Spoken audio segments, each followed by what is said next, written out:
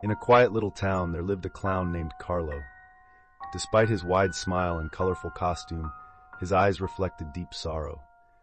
Carlo worked in a traveling circus, bringing joy to the faces of children and adults alike.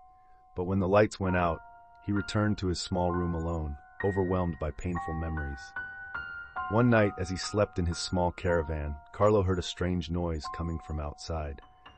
When he stepped out to investigate, he found a mysterious woman dressed in black, muttering incomprehensible words before disappearing. The next morning, Carlo discovered he could no longer speak or laugh normally. He could only perform silent, clownish gestures, as if a curse had befallen him. Carlo began searching for the mysterious woman.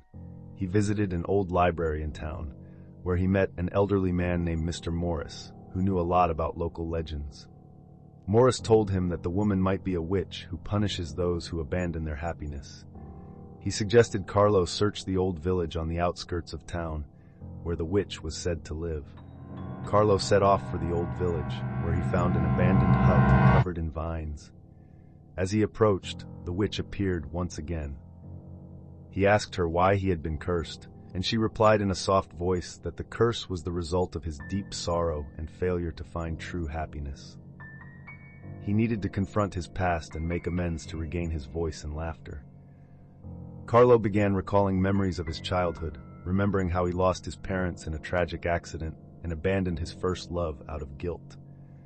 He realized he had to reconcile with his past to free himself from the curse.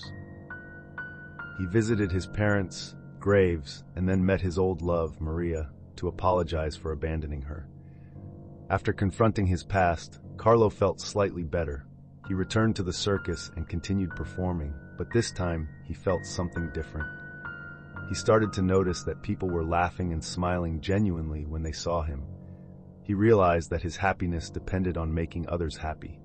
One night, after a successful show, Carlo returned to his caravan and found a mysterious letter waiting for him.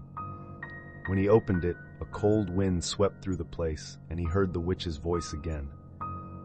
She thanked him for making amends and told him that the curse had been lifted. Carlo laughed out loud for the first time in years, tears of joy filling his eyes.